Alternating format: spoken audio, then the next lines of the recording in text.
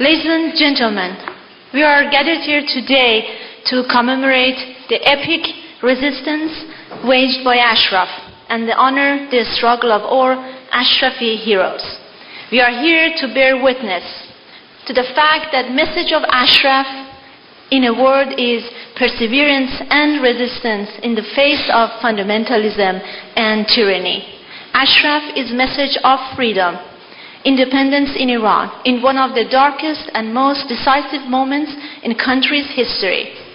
Yes, the days of mullahs are numbered, and the era of 1,000 Ashraf has begun. So we commend the 52 martyrs of September 1st massacre in Ashraf, who sacrificed their own lives to breathe life into the meaning of righteousness and justice. They personified sacrifice and loyalty and fulfilled their promises to God and their own people. In the absence of such lions and brave souls, what else could truly give credence to the dignity and majesty of humanity in contemporary times? So, their blood and sacrifices have sent a message of continued struggle and resistance to the Iranian people. The Iranian people are told that a free Iran is at hand. With such an amazing vision percolating to the horizon, there is no room left to the mullahs' deceitful tactics. In contrast to the mullahs' misleading postures in the past, Rouhani's deceptive show of moderation has failed. Instead, the Iranian people and the world are witnessing more than ever the mullahs' sheer brutality and an unbridled rise in executions.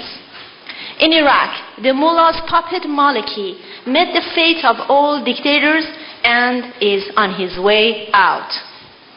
On the other hand, the Iranian resistance is gaining more recognition around the world. What is happening today in Iraq is the byproduct of meddling of the Iranian regime and 8 years of dictatorship of Maliki.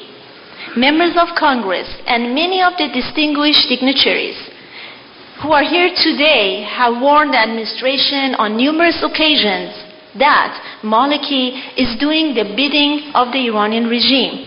He is alienating the Sunnis.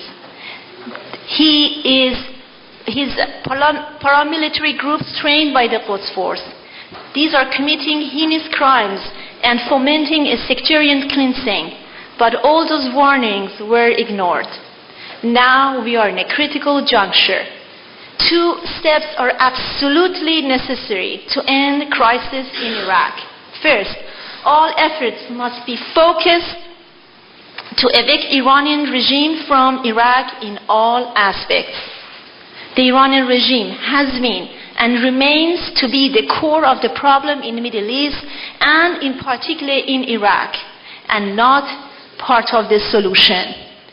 As many of you may know, over the past few weeks, residents in Liberty have been under increased pressure. For the past few weeks, Nouri al-Maliki, in his last days in power, has imposed a blockade of fuel, food, medical treatment at Liberty, hoping to increase the pressure on the residents to surrender.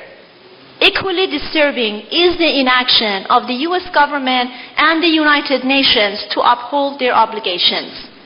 Even silence about regimes meddling in Iraq is a recipe for disaster, as it would provide opportunity for the Iranian regime to rebuild its lost influence in Iraq. The mullahs are more vulnerable than ever before. Now is the right moment to end their meddling in Iraq. Now is the time to be firm on the nuclear issue. No more concessions, no more lifting sanctions. It is now time to stand with the Iranian people as they seek freedom and democracy. I thank you all.